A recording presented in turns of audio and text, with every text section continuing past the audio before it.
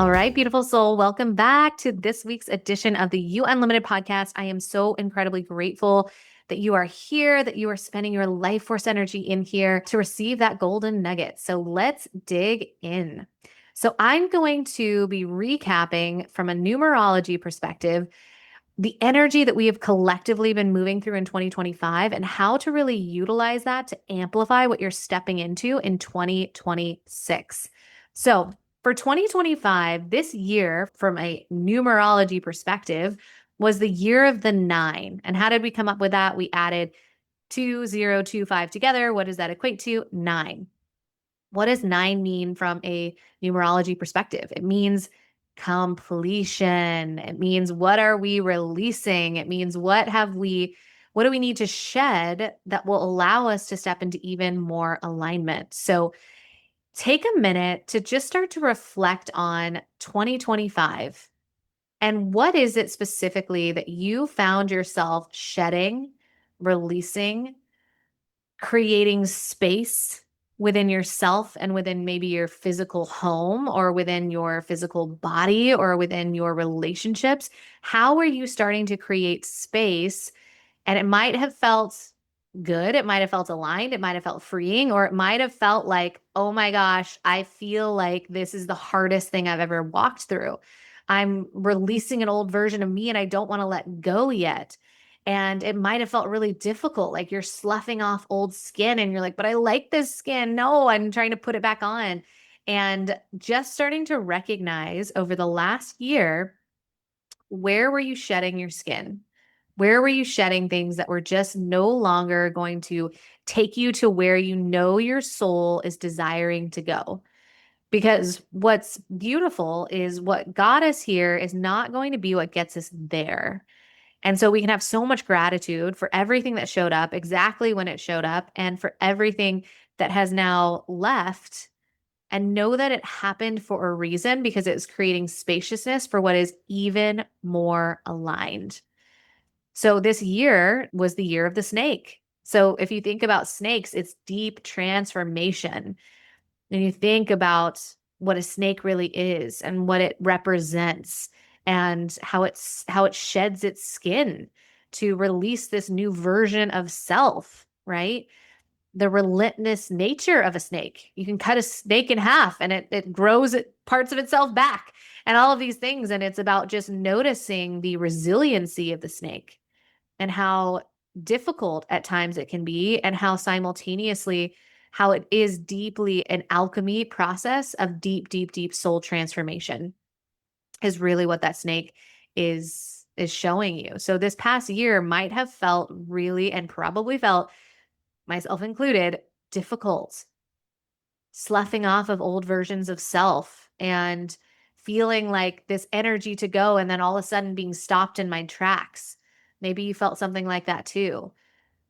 Noticing old versions of myself coming to the surface and recognizing how it's no longer serving me, my family, my business, and the expansion that that was calling me into, which sometimes, again, that feels easy. And sometimes that feels really difficult. It feels like two versions of yourself are kind of fighting one another. And we're in the middle, the crossfires, if you will. And so it's about really just starting to recognize, what have I moved through and what have I released?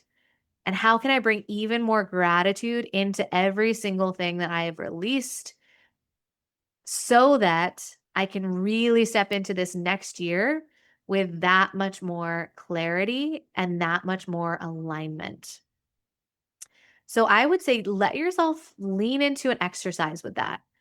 Give yourself an opportunity to, whether you pull out your journal or it's just a mental exercise where you just have deep gratitude for all of the things that probably you wanted to hold on even more tightly, but that were released anyways, knowing that your angels and guides and God, source, universe, and your highest self are all in alignment with these things being released, these people being released, these opportunities, jobs, whatever that might have been, knowing that those things are being released for a divine purpose.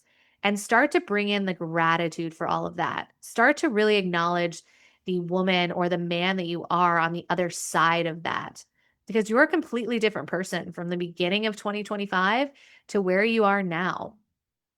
It's been a really intense year for a lot of people.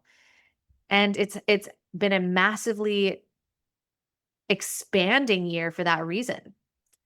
I find our souls expand really quickly when we're in our trials and tribulations because we need to bring that solace, that peace, that hope back in.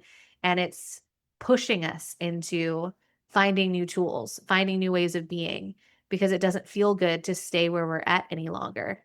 It doesn't feel possible to stay where we're at any longer. And so giving yourself that beautiful credit for every single thing that you have done and moved through and walked through. So maybe even writing yourself a love letter with so much gratitude of just the person that you've become on the other side. Like, I see you. I see the journey you walked. I see you walking through that fire. I see you now on the other side, like the phoenix rising. I see that within you. And I want to acknowledge you for every single step that you took, for every single time you stumbled, for every time you leaned into support, for every time you did something different and it felt like you were walking on baby deer legs. Give yourself that opportunity to really take notice of every single thing you've moved through because he or she is waiting for that acknowledgement from you first and foremost. So that's what I would invite you into first is about having deep gratitude for even the hardest parts of 2025 and probably wanting to bring in even more gratitude to those parts because they were so difficult and because they were so purposeful at the same time. Then I want us to start to look into and feel into what we've probably been receiving from little bitty pieces. It's kind of like we're looking over the edge and we started to receive it over the last, let's say, month or two, these little peaks into 2026 energy, which is this opportunity for us to really step into this soul aligned year. Because this year is the year of the one. And what does that mean? That means that now we're stepping into deep alignment. If you think about the number one, it's a straight line, right? And it's about how am I getting my mind, body, and spirit all in alignment with my deepest truth.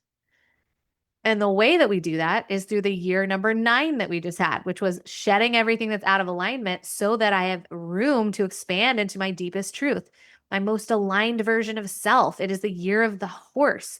So you think about the book, The Untethered Soul, the cover of the book is these horses that are running free, running wild, right? How beautiful is that vision of just being able to run free? So when you tune into this beautiful horse energy, there's so much wisdom there. We receive so much wisdom when we fall flat on our face. We receive so much wisdom when we're learning through polarity, right? It's an opportunity for us to say, wow, okay, the way that I just did that did not work. So now let me find a new way of doing that. And that was kind of the 2025 energy was a lot of face planting, a lot of stumbling, a lot of baby deer legs. Again, what are these legs? I don't even know how to walk. What am I doing? And so it's this opportunity to recognize how that void was created so that it could be filled with this year one energy. 2026 is all about really stepping into our most aligned version of self. And when I think about that horse energy, I think again, the untethered soul, I think about running. I also think of a Pegasus. I think of the horse that takes flight, that has wings, that allows itself to see things from the grounded perspective and also from the highest perspective, right? So don't feel like it has to just be a standard traditional horse. Like let yourself really play with the energetics of a horse. My primary spirit animal is this beautiful white Pegasus that's also simultaneously a unicorn because I'm just going to bring in some magic there. But what's beautiful about that is when I'm tuning into that energy, to me, there's so much that we can take from all of that. So when I think about what does that animal represent? It represents groundedness. It represents taking flight, seeing things from the highest perspective. And how can I bring in miracles and magic into every single thing that I do? Right? What does that look like? How does that feel in my mind, body, and spirit? And each of us have these primary spirit guides, primary spirit animals. That could be a whole nother podcast episode. But I want to bring that energy into this space because it's not just around about seeing these animals from a 3D perspective. It's like, how can you play with the animal? When you think of a horse, what color horse comes to mind? Right? Is it brown? Is it white? Is it black? Is it black and white? Is it all of these different colors? And what do those colors mean to you? How can you play with that energy of deeply aligning with what that means to you? And I would invite you to kind of go on a journey to channel on what that means for you. I love I love allowing myself to just be in, channel the messages on my own, be in meditation and see what comes through, but also a really fun tool and a really easy tool to lean into as well that can be an intuitive tool as well is using AI to actually start to tune into what is the spiritual meaning of colors? What are the spiritual meaning of animals? What's the spiritual meaning of numerology? And the way that I prompt ChatGPT to do this is I will always say, if that's what I'm using, ChatGPT or another AI tool, I'll say, act as if you're the most sought after, right? We're prompting it, psychic, medium, shaman, whatever it is that I just want to bring into the space, spiritual practitioner. What is the spiritual meaning of a white horse? Or what is the spiritual meaning of a black and white horse? And see what comes through. It's not about what does AI believe the spiritual meaning is. It's when you read it, what in your body lands the most. This is where we bring the intuition in. This is where you actually get to tune in to say, what of all the information that I'm receiving, what of this is mine?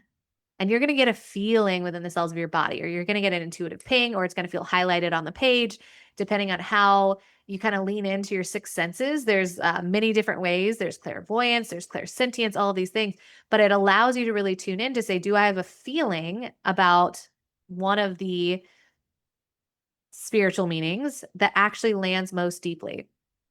And let that be the energy that you are personally moving through in this year number one, 2026, along with the way that it's going to amplify for you. So I invite you to just kind of play with that. If you're like, it's a purple horse, who cares? It doesn't matter. It's coming through for a reason because there is a meaning behind it, right? This is not where we pull in our 3D experiences when we're wanting to just kind of like receive beautiful downloads that allow us to step into our next level version of self. This is where we take all the pressure off and just let ourselves play. And so I invite you into 2026 to really say, how can I step into my truest, most authentic version of me? What feels most soul alive, enlivening that I could start to lean into even more? And that will be so specific and so different for every single person. But I would invite you to start to journal on that. What feels most in alignment with me? When I look at the beautiful dreams that I have ahead or the visions that I've seen in my mind's eye, what is lighting me up the most? What gets me the most excited to get out of bed in the morning? What would have me feeling like this year was the most magical year that I've ever stepped into? What's the vision? What does that look like? And start to journal those things out. Let yourself play in the energy of 2026, which is your deepest, your most personalized, soul aligned journey yet. And use the different tools and the different things that are available to us to say, how can I amplify that? If right now the intuitive ping I'm getting is around, again, the purple horse, the brown horse, the white Pegasus, unicorn, whatever it is, let yourself lean into what does that specifically mean for me? Why is that vision coming to me? Because it's not about the vision itself. It's about what's the metaphorical meaning behind it? What is the energy attached to what I'm just letting myself kind of play with in the ethers? What does that look like? And you might really surprise yourself when you get these beautiful downloads that allow you to step into that energy in the year ahead. So that would be how to start to work with the energy of really closing the chapter with so much gratitude of 2025 and opening that door to even more deep alignment and truth in 2026. So, I hope that this was supportive for you. If anything, that you received some sort of golden nugget that intrigued you, that allowed you to say, maybe there's a fun way of doing this. Maybe there's a new way of doing this. Maybe I can bring more gratitude into this practice. Maybe I can step into even more alignment in this way. That is always my goal for you to receive some sort of golden nugget that you can do something with and start to action and create even more magic in your day-to-day life experience. So, with that, I am sending you so much light and love. And until next time.